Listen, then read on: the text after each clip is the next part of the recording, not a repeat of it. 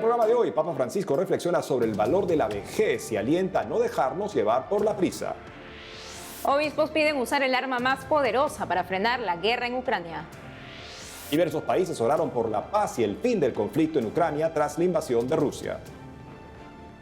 Hola amigos, un gusto saludarlos al inicio de esta Santa Cuaresma y con el equipo completo. Eddie, qué gusto estar nuevamente contigo y con todos los televidentes trayendo las noticias más relevantes de la Iglesia Católica en el mundo. Yo soy Natalie Paredes. Y nos enlazamos de inmediato con nuestro equipo en Roma, donde Mercedes de la Torre Cuéllar nos tiene información de la catequesis del Papa Francisco. Adelante, Mercedes.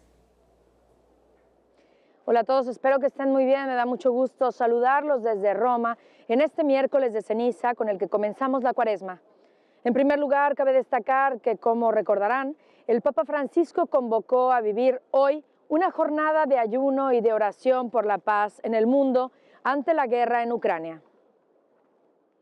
Por este motivo, durante la audiencia general que realizó este miércoles en el aula Pablo VI, el Santo Padre destacó a los fieles reunidos en el Vaticano que nuestra oración y ayuno serán una súplica por la paz en Ucrania este miércoles de ceniza y recordó que la paz en el mundo siempre comienza con nuestra conversión personal. Y en esta línea el Papa Francisco agradeció especialmente la generosidad del pueblo polaco con los miles de refugiados que están llegando en Ucrania. Escuchemos lo que dijo.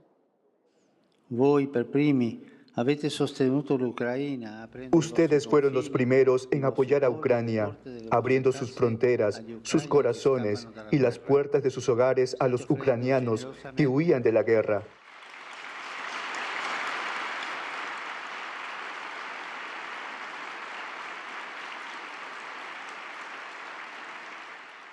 Están dando generosamente todo lo que necesitan para vivir con dignidad, a pesar del drama del momento. Les estoy profundamente agradecido y les bendigo con todo mi corazón. Además, el Santo Padre agradeció a un fraile franciscano que trabaja en el Vaticano como su traductor al polaco y destacó que es de Ucrania y que sus padres se encuentran actualmente en un búnker para protegerse de los ataques de Rusia. Y pasando a otra información, el Papa Francisco continuó con su serie de catequesis sobre el sentido y el valor de la vejez y alentó a no dejarnos llevar por la prisa ni el exceso de velocidad, sino detenernos a dialogar con los niños y con los ancianos. Hemos visto cómo la pandemia ha obstaculizado el culto frenético a la velocidad, que en este tiempo los abuelos se han convertido en una barrera que ha evitado que la vida afectiva de los más pequeños se marchite.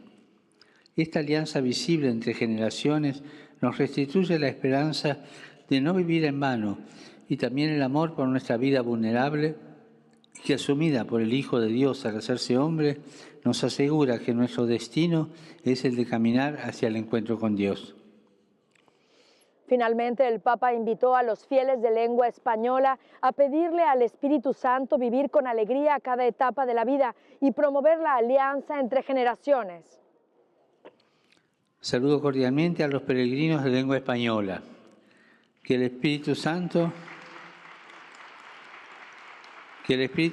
nos conceda la gracia de experimentar la belleza de cada etapa de la vida, infancia, juventud, adultez, ancianidad. Que promueva la necesidad de una alianza entre las generaciones, niños, jóvenes, adultos y ancianos. Una instancia llena de armonía y serenidad. Dios los bendiga. Muchas gracias.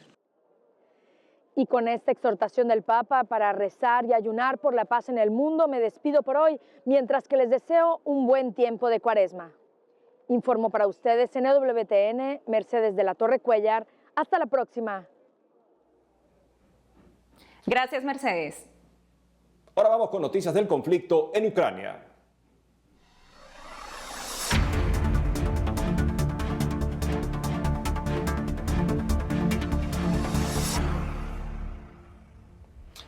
Y en medio del conflicto que se vive en Ucrania tras la invasión de Rusia, los obispos de México pidieron usar el arma más poderosa para frenar esta guerra. Recientemente, la Conferencia del Episcopado Mexicano hizo un reiterado llamado a la paz en Ucrania y pidió usar el arma más poderosa para frenar el conflicto con Rusia. Así lo comunicaron por medio de un videomensaje en el que participaron 21 obispos, quienes recordaron que el arma más poderosa es la oración y pidieron utilizarla con fe y esperanza.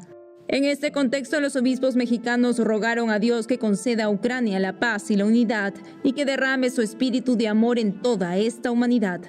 Cabe indicar que Vladimir Putin, presidente de Rusia, ha justificado la escalada militar en una supuesta preocupación de que Ucrania se sume a la Organización del Tratado del Atlántico Norte, OTAN, una alianza militar encabezada por Estados Unidos, cuyo origen se remonta a los años de la Guerra Fría.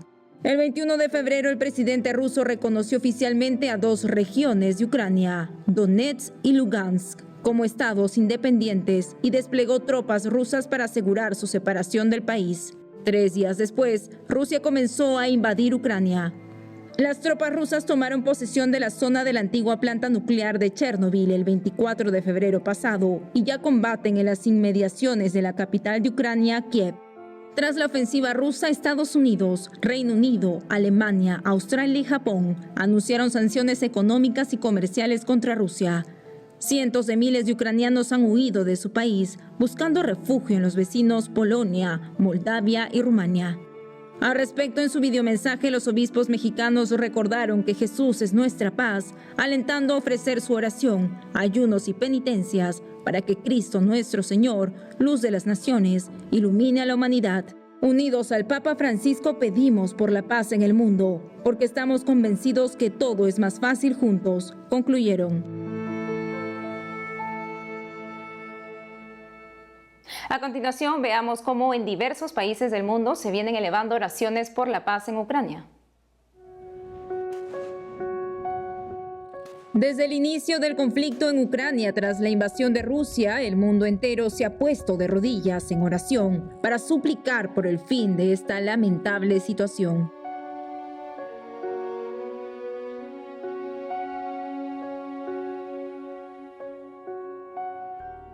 En este contexto y durante este tiempo de recogimiento, los ucranianos en la ciudad de Nueva York se reunieron en la Iglesia Católica Ucraniana de Sant Volodymyr para rezar por su país. Muchos de los asistentes manifestaron que estaban sorprendidos por la invasión rusa. Por otro lado, en Reino Unido, alrededor de 80 feligreses de la Iglesia Catedral de Nuestra Señora de los Dolores, en el norte de Gales, realizaron una vigilia por Ucrania en las afueras de la ciudad. La vigilia duró 30 minutos y estuvo intercalada con oraciones y breves sermones. Mientras tanto, el arzobispo de Chicago, cardenal Blaise Cupich, celebró hace unos días una santa misa en honor a Ucrania y describió el conflicto como un momento decisivo en la historia. Asimismo, llamó a sus feligreses a unirse en oración por el pueblo ucraniano e indicó que la esperanza en los corazones de los jóvenes es el arma más poderosa contra el terror. En tanto, en Londres, hace unos días, fieles católicos participaron en una misa especial en la Eparquía Católica Ucraniana de la Sagrada Familia de Londres, tras la invasión rusa de Ucrania. Asistió a la celebración el embajador de Ucrania en el Reino Unido, Vadim Pristaiko. Por su parte, el patriarca ecuménico de Constantinopla, Bartolomé I, expresó el pasado domingo 27 de febrero su apoyo al pueblo ucraniano, lloró por las víctimas, instando a la paz y abogando por el fin de la guerra. Cabe señalar que hoy miércoles de ceniza, día en que se ha dado inicio a la Cuaresma, también empezó la jornada extraordinaria de ayuno y oración por la paz, convocada por el Papa Francisco, quien animó de manera particular a los creyentes a llevarla a cabo intensamente. Y en Argentina, la Iglesia Greco-Católica Ucraniana, que reúne a la comunidad ucraniana de Buenos Aires, celebró una misa por la paz en su país de origen. La Iglesia Greco-Católica Ucraniana, que reúne a la comunidad ucraniana de Buenos Aires, celebró hace unos días una misa para hacer un llamado urgente a la paz. Desde fines del siglo XIX, Argentina ha sido el hogar de una gran comunidad de este país con varias olas de inmigración. Precisamente, hace poco la comunidad ucraniana de Buenos Aires marchó con una bandera de su país en contra de la guerra y mostraron su conmoción por lo sucedido en su tierra natal. Nuestro compromiso es eterno, siempre vamos a estar comprometidos con Ucrania. No sentimos dolor, angustia. Como yo digo, mi corazón está triste y mi alma llora. Por todos mis hermanos, por todos mis amigos, por todos mis familiares. Asimismo, muchos de ellos se encuentran preocupados por sus familiares y conocidos que se encuentran en Ucrania. Justo estaba pensando, ayer había truenos y él se despertó con ruido. Es difícil. Y pensar que los chicos como él se despiertan con fuego y bombas. Suerte que estamos acá. Pero bueno, tenemos mucha familia en Ucrania y obviamente que nos afecta. Como se sabe, la invasión rusa a Ucrania comenzó el jueves por la mañana con ataques con misiles en ciudades y bases militares, seguidos de un asalto terrestre en varios frentes que arrastró tropas desde las áreas controladas por los separatistas en el este, desde la región sur de Crimea, que Rusia anexó en 2014, y de Bielorrusia al norte.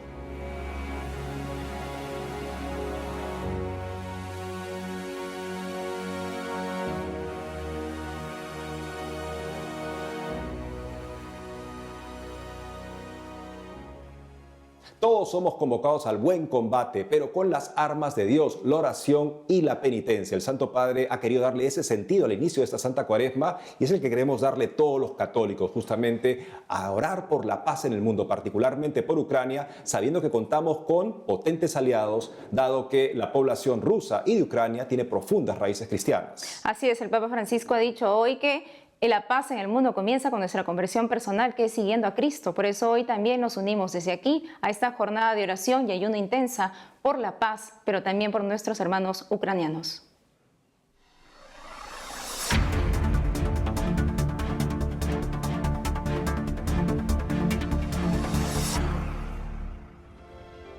Amigos, tenemos que hacer una pausa, pero al volver tendremos un panorama de cómo son las leyes sobre el aborto en América Latina.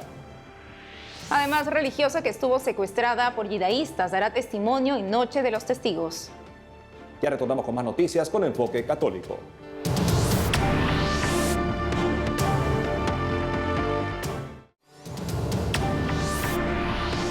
Bienvenidos nuevamente al programa. Y en la siguiente nota, ante la reciente aprobación de la Corte Constitucional de Colombia, que despenalizó el aborto hasta los 6 meses de gestación, conozcamos cuáles son las leyes sobre esta práctica establecidas actualmente en América Latina. Veamos.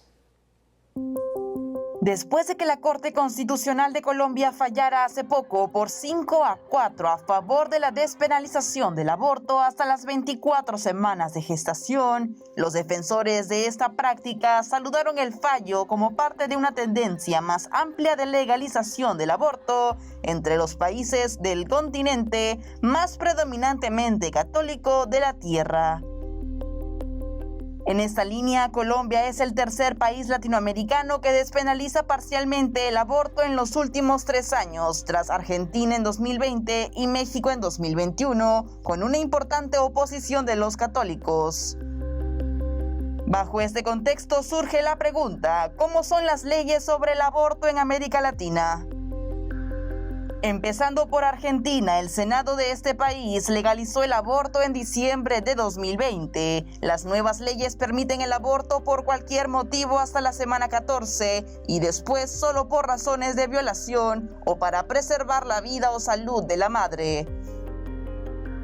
Por su parte, en Colombia, el reciente fallo de la Corte Constitucional estableció que hasta la semana 24 de embarazo, el aborto no será un delito punible y que después de este periodo se puede realizar sin límite gestacional por razones de riesgo para la vida de la madre, abuso sexual o deformidad fetal. Mientras tanto, en México la política sobre el aborto varía en cada estado. En septiembre de 2021, la Suprema Corte de Justicia de la Nación emitió una sentencia que invalida la protección de la vida desde la concepción en la Constitución del estado de Sinaloa. No obstante, en la actualidad, la mayoría de los estados mexicanos no permiten el aborto, salvo para preservar la salud de la madre. Por último, en Cuba, el aborto es legal con un límite de 12 semanas desde 1965 y es proporcionado gratuitamente por el sistema de salud estatal. Como hemos visto hace un momento, amigos, Colombia es el tercer país en despenalizar parcialmente el aborto en Latinoamérica durante estos últimos 3 años. Se sigue difundiendo esta cultura de la muerte, argumentando que es por un derecho a la libertad, cuando en realidad se está cometiendo la masacre absoluta de los niños por nacer, Eddie. No se puede construir la paz que tanto anhelan nuestros pueblos sobre la matanza legal del ser humano más inocente y más indefenso. Se minan de esa manera las bases de la convivencia, que se fundan justamente en la reverencia y el respeto al otro y sobre todo al más vulnerable. Así es, y yo te cuento también el testimonio de unos amigos que recientemente, ya hace unos meses, dieron a luz, concibieron a sus bebés mellizos de tan solo 23 semanas. Estos pequeños que han estado en incubadoras hasta ahora recuperándose y ya han cumplido recientemente 4 meses. Entonces no podemos argumentar que en 24 semanas el bebé no tiene derecho a la vida. Recordemos que el derecho a la vida no solamente es un derecho fundamental, sino que también es un don de Dios que debe ser respetado y defendido siempre. En otras informaciones, la hermana Gloria Cecilia Narváez, religiosa que estuvo secuestrada durante casi 5 años en Malí por terroristas yihadistas, dará su testimonio en la Noche de los Testigos, una vigilia de oración organizada por la Fundación Pontificia Ayuda a la Iglesia Necesitada. El próximo 23 de marzo tendrá lugar la sexta Noche de los Testigos en la Catedral de Almudena, Madrid, en España. Como se sabe, este evento se trata de una vigilia de oración que la Fundación Pontificia Ayuda a la Iglesia Necesitada, conocida como ACN, organiza en España desde el año 2016 y que en esta edición contará con el testimonio de la hermana Gloria Cecilia Narváez, la religiosa secuestrada durante casi 5 años en Malí por terroristas yihadistas y que fue liberada el pasado mes de octubre. También darán su testimonio un matrimonio de cristianos católicos de Pakistán que han tenido que abandonar el país por estar amenazados de muerte por extremistas musulmanes. De esta manera, la vigilia de oración podrá seguirse de manera presencial en la Catedral de la Almudena, Madrid, o a través del canal de YouTube de ACN. Cabe mencionar que, según el último informe Libertad Religiosa de ACN, en el mundo hay más de 646 millones de cristianos que viven sin esta. Por eso, desde Ayuda a la Iglesia Necesitada, se invita siempre a rezar por ellos, porque miles de ellos son cada año asesinados, encarcelados, secuestrados o amenazados por seguir a Jesús. Bajo este contexto, en esta vigilia se les quiere dar voz y rezar juntos durante la exposición del Santísimo por los que han sido asesinados en el último año. Continuando con la información, les contamos que se encuentra nuevamente conectado con nosotros Luis Antequera, escritor y periodista católico español, quien hace poco nos contó los detalles de su 6º libro titulado Historia desconocida del descubrimiento de América. Hoy profundizaremos más junto con él en algunos aspectos históricos importantes que se relacionan con su obra. Señor Luis Antequera, le damos la bienvenida a EWTN Noticias. Encantado de estar de nuevo en este medio y con todos nuestros oyentes. Luis, para empezar, en base a su libro, el año pasado el presidente de México, Manuel López Obrador, solicitó que el Papa pidiera perdón por los abusos cometidos durante la conquista de América. Según su investigación, ¿esos abusos se dieron por parte de la Iglesia? ¿Cuál es su apreciación? En una obra que llevan a cabo cientos de miles de personas, millones de personas, durante 3 siglos y medio, nada menos, ¿cómo no va a haber abusos? Es imposible que no las haya, los seres humanos somos así. No hay que ir al tema de si hay abusos o no hay abusos, sino ver si la obra en general fue correcta, fue positiva, condujo al progreso, condujo al beneficio o no lo hizo. Y evidentemente la evangelización española, la colonización española, condujo al progreso. Más allá de eso, hay que decir que la cuestión del perdón es una cuestión muy personal. De nada sirve que una persona pida perdón en nombre de otra. Si yo le pidiera a usted perdón por todos los daños que le han podido hacer a usted mis vecinos, pues eso no conduciría a nada ni tendría ningún beneficio.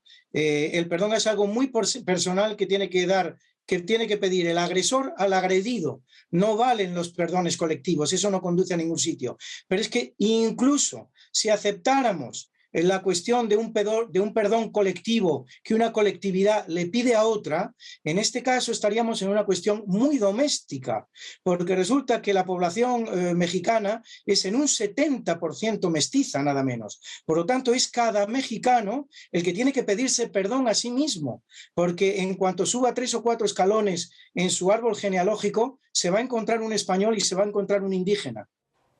Por otro lado, Luis, en el tema de la conquista de América, la evangelización también jugó un rol muy importante. ¿Cuán positivo fue para los pueblos la llegada de la cristiandad? La llegada de la cristiandad fue absolutamente positiva para los pueblos americanos, como lo había sido antes para los pueblos europeos, porque el cristianismo es una religión que supera las supersticiones, cosa que en el caso americano fue muy evidente y muy obvio.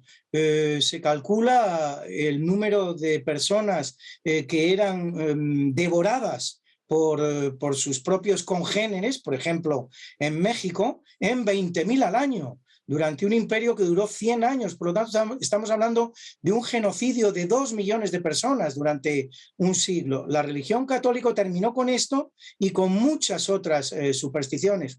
Y por otro lado, la religión católica ha sido a lo largo de la historia la que ha hecho posible precisamente la proclamación, declaración y cumplimiento de los derechos humanos y también de la dignidad personal. Es decir, que con la implantación de la religión cristiana, de la religión católica en América, se sustituyó una religión de supersticiones y antropofagia por una religión de progreso, de derechos humanos y de dignidad personal y humana.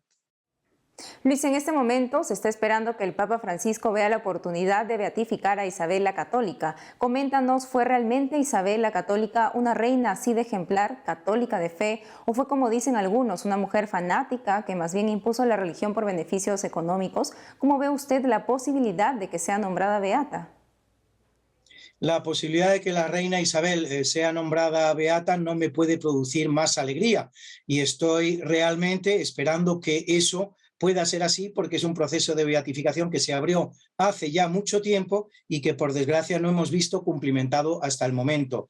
La devoción, el cristianismo sincero de la reina católica no puede ser puesto en duda de ninguna manera. Toda su acción política, tanto en España como en el exterior, fue dirigida en la misma dirección de la evangelización y de la implantación del cristianismo en todas las esferas en las que ella pudo colaborar a ello.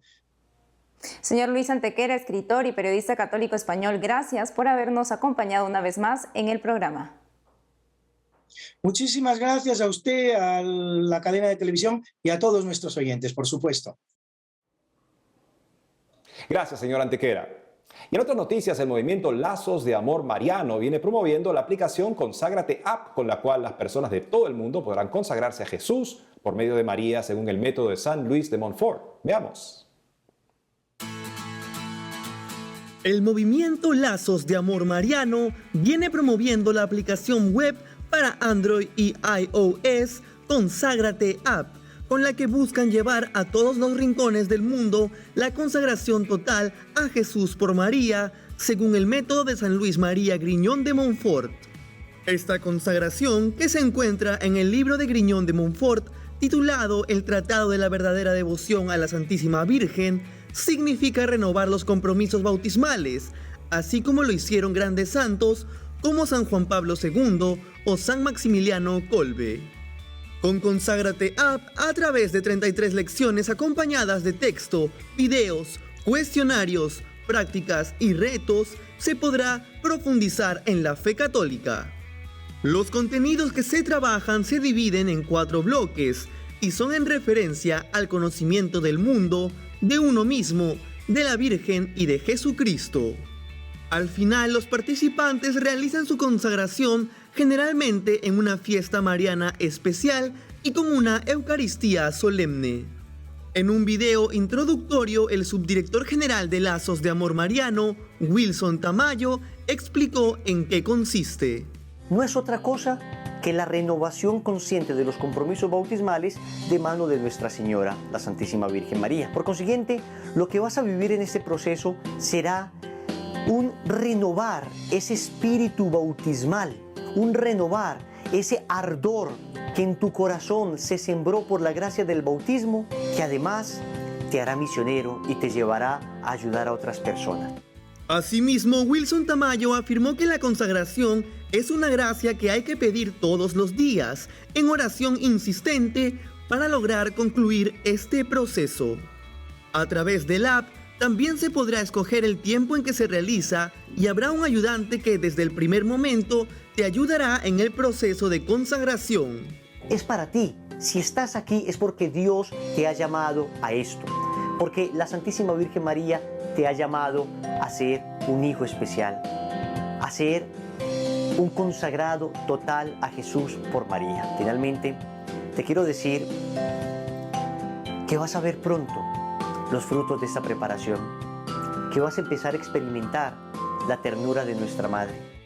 Si quieres aceptar este llamado, puedes descargar la app desde la Play Store o ingresando a www.consagrate.org. Hemos llegado al final del programa, amigos. Ha sido un gusto estar nuevamente con ustedes. Esperamos que tengan un gran inicio de Cuaresma. No dejen de seguirnos en las redes sociales y de lunes a viernes a las 12 del mediodía, hora de Miami, también por Radio Católica Mundial en su programa Más que Noticias. Hasta entonces.